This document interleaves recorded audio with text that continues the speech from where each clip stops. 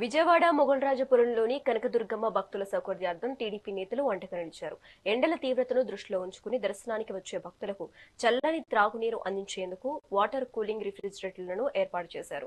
TDP రాష్ట్ర అధికార ప్రతినిధి గొట్టిపాటి రామకృష్ణ ప్రసాద్, ఎమ్మెల్యే గద్దె రామ్మోహన్ రావు వీటిని ప్రారంభించి బహుకరించారు. సామాన్య భక్తులకు ఎలాంటి ఇబ్బందులు కలగకూడదనే ఉద్దేశంతోనే ఈ సేవా కార్యక్రమం చేపట్టినట్లు వారు తెలిపారు.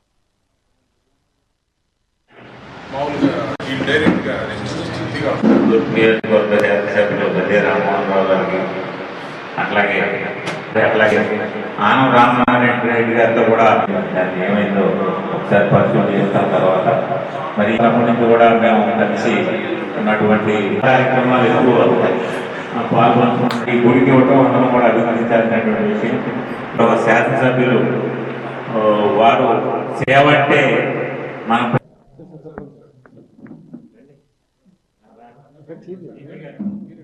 దనకొండ మొగల్రాజపురంలో ఉన్న దనకొండకి సంబంధించి వారికి ఒక వాటర్ కావాలనేటువంటి ఉద్దేశంతో ఆనాడు గద్దె రామ్మోహన్ గారి సూచన మేరకు ఏర్పాటు చేసినటువంటి మిషన్ కాకుండా మరి ఈ రోజు ఆ రోజు ఖ్యాతిశ్రీ పేరు మీద ఇచ్చాం. ఈరోజు ధృతిశ్రీ పేరు మీద వారికి ఆ దనకొండకి ఇవ్వటం జరిగింది. ఇది అక్కడ పైకి వెళ్ళిన భక్తులందరికీ కూడా మంచి సౌకర్యంగా ఉంటుంది. అదేవిధంగా నిర్వహిస్తున్న నిర్వాహకులు చాలా అద్భుతంగా నిర్వహిస్తూ ఉన్నారు.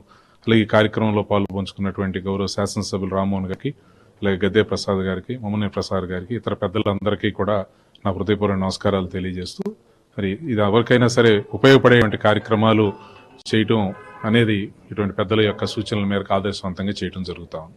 గొట్టిపాటి రామకృష్ణ ప్రసాద్ గారు 2008లో మొగల్రాజపురంలో ఉన్న కనకదుర్గమ్మ గుడికి కొండ మీద ఉన్న ఆ తల్లి వద్దకు వచ్చే భక్తులకి మంచినీటి సౌకర్యార్థం ఈ కూలింగ్ వాటర్ మిషన్ని ఇవ్వడం జరిగింది.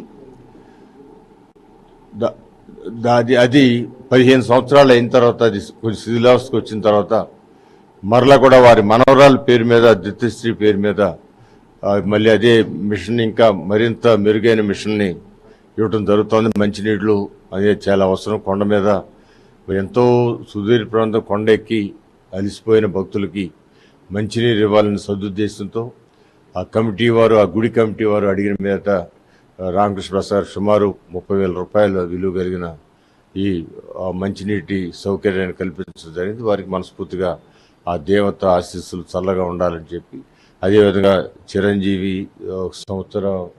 సంవత్సరం ఉన్న ధృతిశ్రీ కూడా చక్కగా జీవితంలో మంచి పౌరురాలుగా తీర్చిదిద్దబడాలి, ఆయురారోగ్యాలతో 100 ఏళ్ళు ఉండాలని చెప్పి ఆ తల్లిని చిరంజీవిని కూడా